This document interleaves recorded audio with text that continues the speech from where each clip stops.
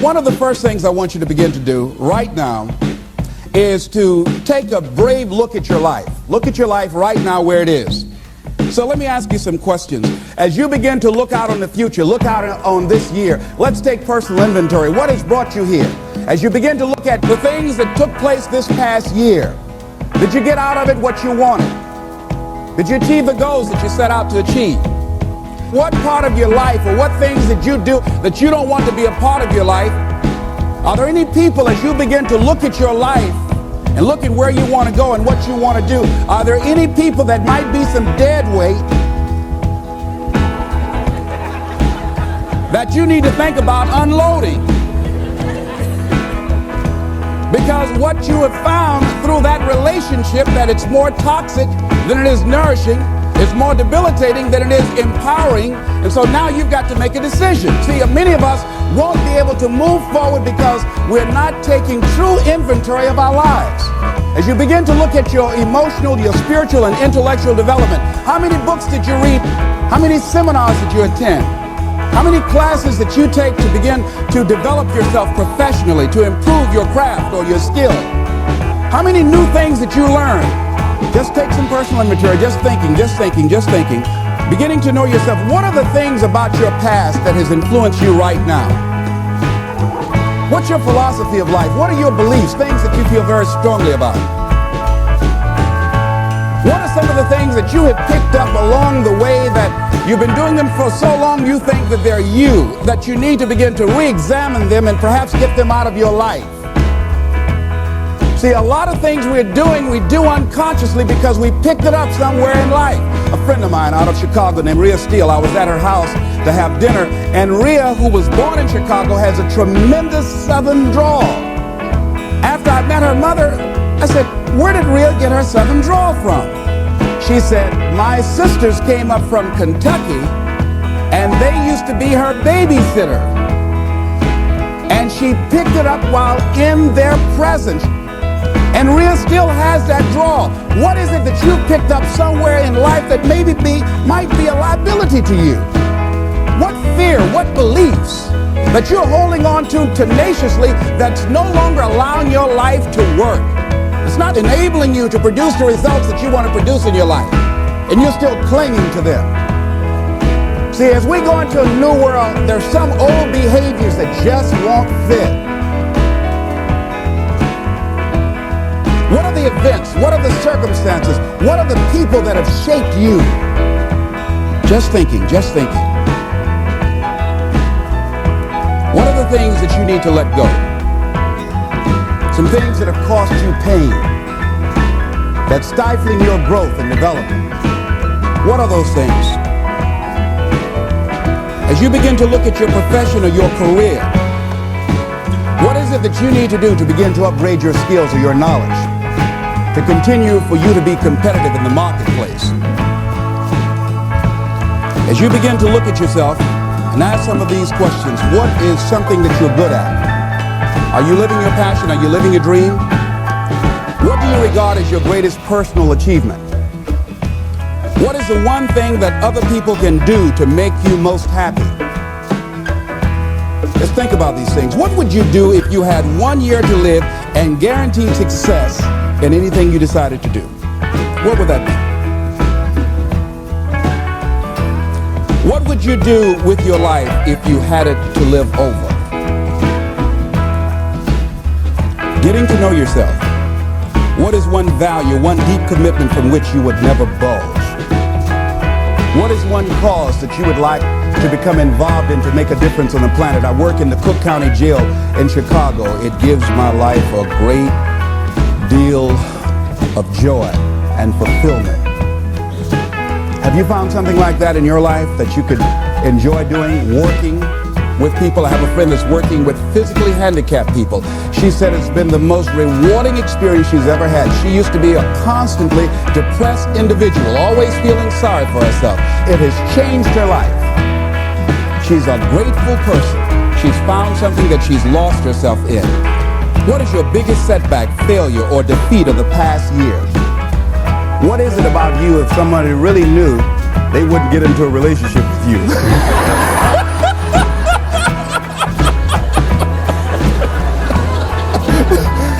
go tell it. But once you acknowledge what that is, then start working on it and changing it. Change that. It's easy to blame the other person, but start taking ownership for where you are. Are you proud of how you have been living your life? Have you explored your natural talents, your gifts, by enthusiastically trying a variety of activities? Ladies and gentlemen, a lot of us have so much talent and abilities, we just put them back on the back burner, just left them aside someplace. Never did anything with them, never brought them out here. Used to do them extremely well in high school or college, or just had a natural gift and never did anything with it. What are you sitting on? What gifts are you sitting on? Have you resigned yourself to a life feeling that nothing can be done to change your future or your circumstances? Have you been afraid to try something different because you're afraid of how people will react to you or what they will think? Those are some of the things that I suggest that you begin to answer yourself. Now, here are some things that I suggest that you begin to look at working on to develop your character. Some things that will give you some personal strength. Webster says character building activities. He says character, the pattern of behavior or personality found in an individual or group. Moral strength, self-discipline, fortitude. That's what's going to be required in order to begin to manifest your greatness. Now, looking at yourself, one of the things I'm suggesting you look at, what is it that you need to be in the process of doing more of or less of? Like being more direct. So I used to have a problem of not telling people what I actually thought because I didn't want to hurt anybody's feelings. Saying no without feeling guilty. More focused. So I used to be the jack of all trades and master of none. Used to do a lot of things. One year I decided to do one thing well. I looked at all of my talents and I decided the strongest one, my ability as a speaker, that's the one I'm going to focus on. But I'm capable of doing a lot of other things. But only when I decided to focus did I begin to reap the rewards of my talent. And then after you do that, you can begin to expand and use the other talents that you have. Deciding to keep your word. If you just decide, I'm going to keep my word. If I say something, I'm going to do it regardless. Being more considerate. More trusting. More disciplined. Being less fearful. Being more adventurous. Find something that you can look at your life that you say, hey, I know I've got a problem in this area, being late. I need to take care of that. Procrastinating. I need to deal with that. Not taking care of business, being seriously not serious. Creating an imbalance in my life where I'm spending more time looking at television or having social fun and not spending enough time working on me. See, most people, ladies and gentlemen, spend more time working on their jobs than they spend working on themselves. They work harder on their jobs than they work on themselves. And whatever we achieve in life, whatever we create, whatever we're able to manifest comes out of the human mind. Now I want you to think about 5 things that if you had the courage to do them, it will give you a feeling of satisfaction and self-respect. Think of 5 things that if you had the courage to do those things, you would feel a tremendous feeling of satisfaction within and self-respect. Take the time to write those things down, whatever they might be to you. It might be in your personal life. It might be in your friendships, your family relationships. It might be in your business. I was negotiating with a friend of mine that I admire a great deal. And this person went back on their agreement. And I did not challenge them on it. Number 1, because of my admiration for her. Number 2, because I really wanted the business, and I think she sensed that. So I didn't want to seem too picky, and I was nervous about it. And I was cowardly, because I should have said, listen, that's not what we agreed to. I should have called her on that. But I didn't want to look bad, or to appear to be negative, or risk losing the business. Look at 5 things that if you had the courage to do those things, that you would do those things. A lot of people say, well, I've been like this all my life. I just can't change. This is the way I am. Dr. Harold Griswold, a psychologist and author of Direct Decision Therapy, said something. He says, when someone says, I can't change, some part of them wants to change, but the payoffs for his present behavior are greater than the payoffs for a changed behavior, or his fear of change is too great. Ladies and gentlemen, it takes courage to live your dreams. It takes courage to manifest your greatness. It takes courage to decide to live, to decide to bring out all of your talents and abilities, to decide to stretch out, decide to take a chance. It takes courage to be happy, just to be you. I saw a friend who I hadn't seen for a long time. Her whole personality has changed. She was an extroverted, assertive person.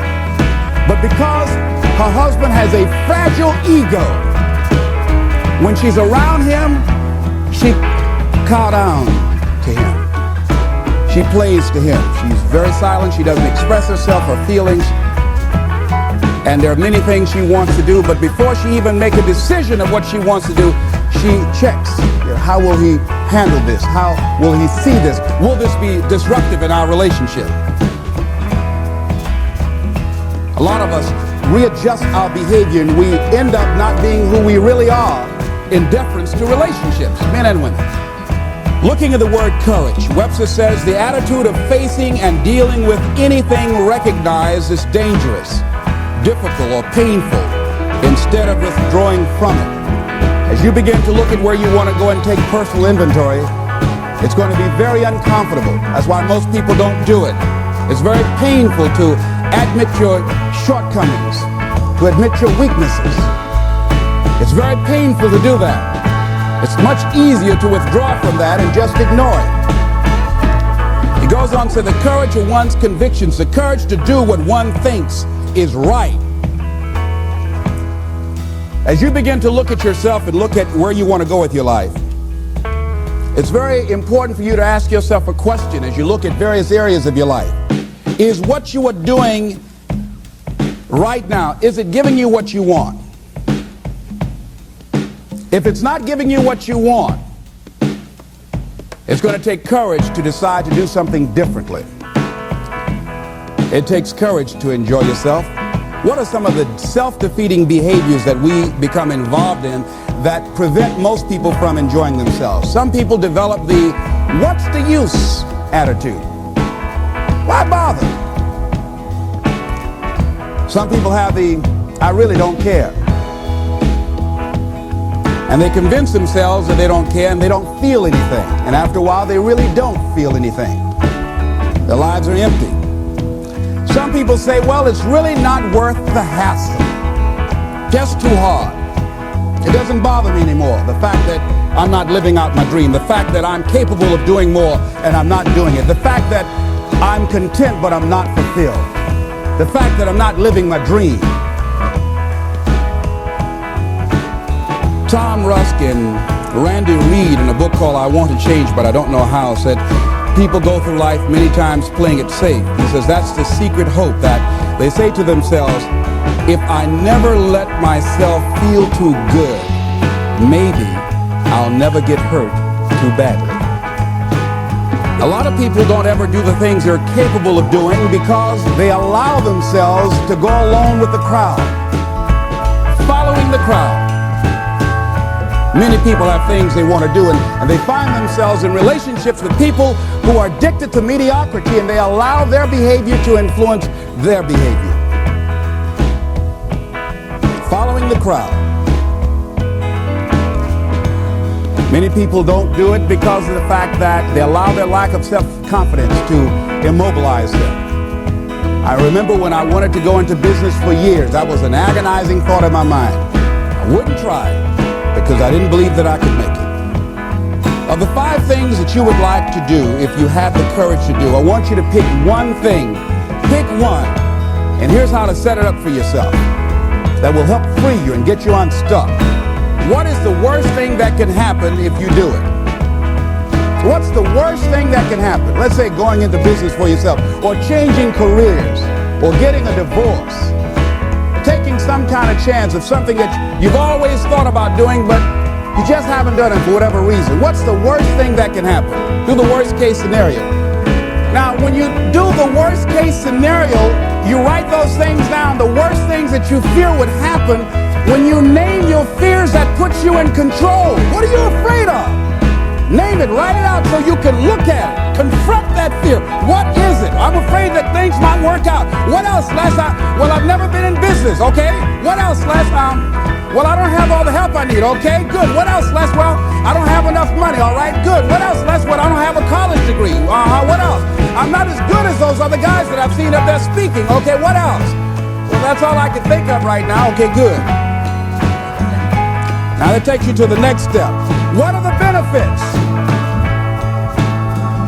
What are the benefits of your acting courageously, taking life on? Well, part of what happened was that I felt better within myself, and I had a strong sense of self-respect. Going into business for myself, I made a lot of mistakes. Sometimes I was down on myself. I felt stupid. I felt dumb because people who were in business said, why would you do something like that? Well, I didn't know. Boy, were you really dumb. And I used to chime in with them. Yes, I guess I was. I didn't know any better. But the other thing is, I had to say to myself, but I did it. I did, even if I made a flop of it, I did it. I took the chance. I took the leap. What are the benefits of your acting courageously? Whatever it is that you've identified. Write the benefits down and then focus on them. Focus on the benefits, not on the liabilities, not on your fears. Focus on the benefits. That which you hold in consciousness tends to manifest itself. Think about how good you feel. Think about the level of increased self-respect, the sense of self-worth that you'll feel. How good you feel getting up in the morning, looking yourself in the mirror because you're taking life on. The other thing is acknowledge your fears and then go into action. This book is called Feel the Fear and Do It Anyway.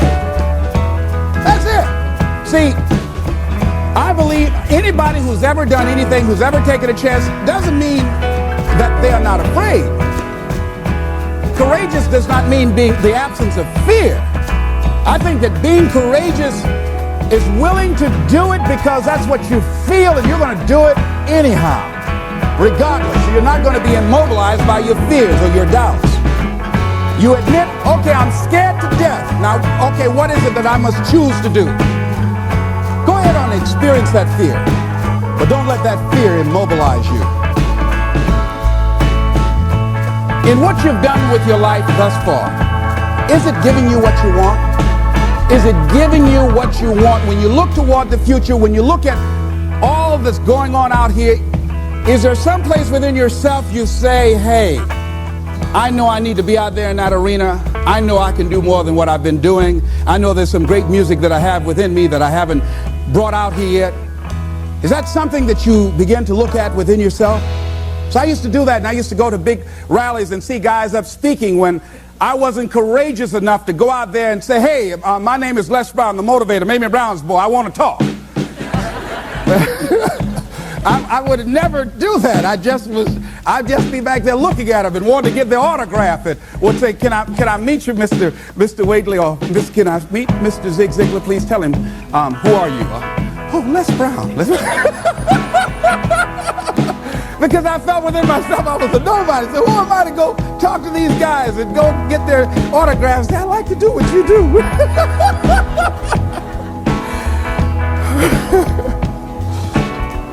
See, I say if you look at your life, and if you're not getting what you want, you owe it to yourself to do something differently. If you're on a job, 85% they say of Americans go to jobs that they're unhappy.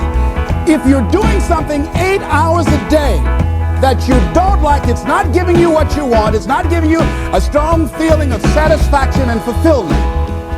You're miserable, you hate to go there, you're depressed just thinking about it, you sing the Thank God It's Friday song every week, it's giving you headaches, just thinking about it on Sunday afternoon after the football game goes off. If that's what it is, you owe it to yourself to start strategically working to change directions. See, but you know what most people will do? Most people will resist change. Most people will fight change as if change would be worse than what they're experiencing. See, they know this. They're familiar with this. Most people will not challenge the unknown. They won't just step out there. See, there's certain things that's got to be in place. They got to see it all together. And life isn't like that. That's not how you grow. So as you look at your life, you're saying, I'm not getting what I want. As you begin to look toward the future, begin to know that whatever it takes for you to create that, you've got that in you. You've got that. You've got genius in you. You've got goodness in you. You've got creativeness in you. If you decide to take the initiative to change the current quality of your life, I say to you that you will find that the universe is on your side, that life is on your side. Now, will it be turbulent? Yes. Will it be easy? No. Will you have some opposition? Yes. Will I make a lot of mistakes? Yes. Will I get hurt? Yes. See, a lot of people won't try anything different in life because they don't want to get hurt. Let me tell you something. It's too much pain to duck. Pain is everywhere. You can hide under here. It will come where you are. Really, if I go back here, pain will come. Hey, Les, come on out. It will come. It's everywhere.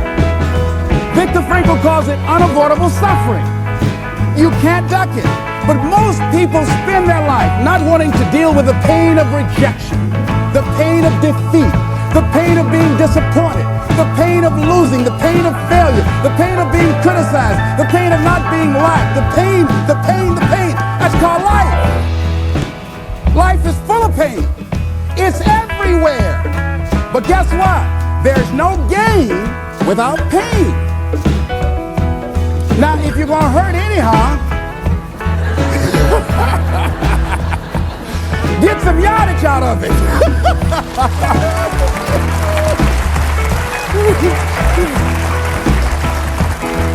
Because it's the pain of regret that you experience. If I had it to do over again, that's a pain. Don't you know that's when you know? I was in a seminar once and this lady stood up. If I had my life to live over again, she talked about all of the things that she would do. And you can feel the pain of regret in her voice. The pain of regret.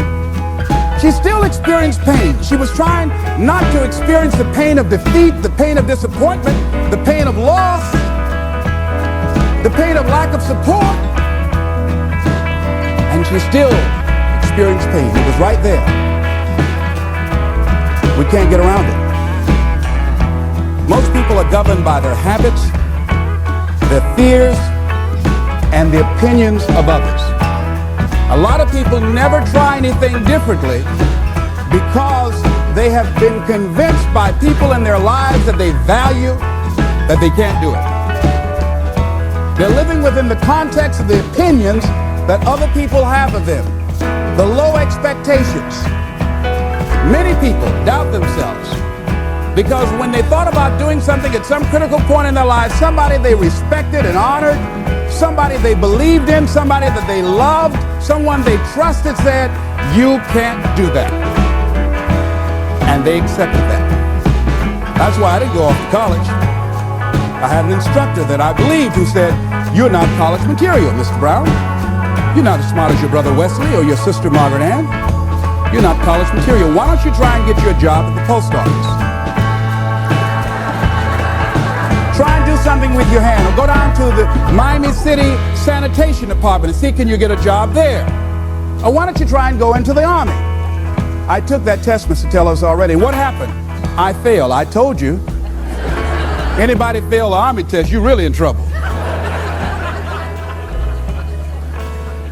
So I went down to the sanitation department to try and get a job. because that's what I believe was possible for me. As you look at your life, ask yourself the question, what would your life be like? What would your life look like if you decided not to care what people thought of you? What would your life be like if you decided to give up some of your fears? What would your life be like if you decided to become courageous? What would your life be like? If you decided to act on your dream, if you did what you felt in your heart. You know what courageous means? Tom Rusk and Randy Reed said. They said that courage comes from a French word which means of the heart. How does it feel to you? He says it's courage, it takes courage to live. Says most people go through life not allowing themselves to step out because they don't want to let go. They don't want to be blown around. They don't want to be moved. The courage to face life's whirling wind of contradictions. The courage to love yourself. The courage to love. For years, I was afraid to love. The courage to take a chance. The courage to be who you are. He says courage isn't for somebody else, for medals, applause, or moral debts. Courage is what at that moment feels most right for you. Not just situational ethics, but what feels right in your heart. The word of the heart, what feels right in your heart. One great philosopher says, cowards die many times before their deaths. The valiant never taste of death but once. What does that mean? The valiant people aren't afraid? No. It means that they experience that fear and they move forward. They move forward anyhow. Many people are dead now. Many people are allowing their dreams to die. Many people are allowing their ideas to lie dormant and collect dust. Many people have all this talent and ability that they are allowing to be buried inside of them, that they will take with them to their graves because they didn't have the courage to be who they are. And I say, as you begin to look toward the future and manifesting your greatness, it's going to take everything in you, that your life deserves the concentrated effort to begin to look at how is it that I can express more of me? How is it that I can bring my ideas out here now? How is it? And start living with a sense of urgency, because you're here today, you're gone today. Life is unpredictable. It's uncertain. There are no guarantees. No guarantees out here at all. So holding back, what are you waiting on? Ask yourself, what's the benefit of your waiting? What's the benefit of your not living your dream? What's the benefit of not listening to yourself? Oh, please, listen to yourself. You know the feelings. If you start listening to the feelings in your heart, and I'm doing it now more every day, I find that my feelings, I can trust them. And I say to you, that as you look toward the future, you look at life on a daily basis, if there's something that you have been given, if you've heard something within yourself that you know that what you're doing now doesn't fit for you, it doesn't work for you, it's not giving you what you want, and there's something else that you want to do, don't allow that inner doubt in you to talk you out of it, to build a case on why you can't have it, to tell you why you're not good enough. You ignore that inner voice and all of the external voices. Don't judge the possibilities for what you can do based upon the circumstances, because the circumstances won't determine who you are. Don't determine what you're able to do based upon your resources. Don't determine what's possible for you based upon where your life is right now. Where your life is right now is not you. That's just what it is right now. But the possibilities for you are unlimited. If you're in a rebuilding process, it's unlimited. If you're coming back from adversity and devastation, it's unlimited of what you can do. That's the capacity of human beings. It doesn't matter how many mistakes you've made. It doesn't matter how many flops you've had. It doesn't matter how much money you've lost. In fact, I see it only as an investment of what you learn from life. Not losses, but investments, what's possible for you. And I say to you that once you start listening to yourself, and as you begin to act on your dream, as you start just trying to find your way, doing what you can with what you have, you will start seeing things opening up for you. You'll start attracting people. You say, where'd they come from? Things will start coming together, clicking for you. You say, whoa. You start brainstorming. Ideas will come out of nowhere as you focus on it. The key to it is to begin to focus on what it is you want to do. Why, Les? Why is that important? Because as you focus on that which you want to do, that which we focus on, that which we give our energy to, it will begin to multiply. It will begin to expand. It will begin to develop your consciousness. And out of that comes your greatness. Out of that comes a commitment. Out of that comes a passion for life. Out of that comes a special power that you have in you that you haven't even called on yet. See, the powers that we have will never reveal themselves if we don't challenge them, if we don't put ourselves in a position where we have to use them.